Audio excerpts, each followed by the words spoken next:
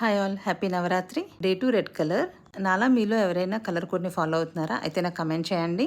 And ఈరోజు recipe వచ్చేసి tomato chutney. ఇది రైస్లోకి, దోశ, చపాతీ దేనిలోకైనా చాలా బాగుంటుంది. అండ్ ఇది మా మదర్ రెసిపీ. ఈ టమాటో చట్నీలో మెంతులు ఫ్రై చేసుకొని అది పౌడర్ చేసుకొని వేసుకోవాలి.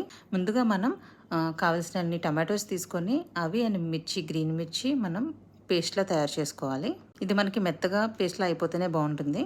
ఫస్ట్ మనం తాలింపు పెట్టుకొని తాలింపులో ఈ టమాటో పేస్ట్ని కూడా వేసుకోవాలి. కొంచెం కుక్ అయిన తర్వాత ఇందులో మెంతుల పొడి వేసుకోవాలి. అవి రెండు కూడా బాగా మిక్స్ చేసి మనం ఆయిల్ పైకి తేరే వరకు కూడా మనం ఈ చట్నీని బాగా ఉడికించుకోవాలి.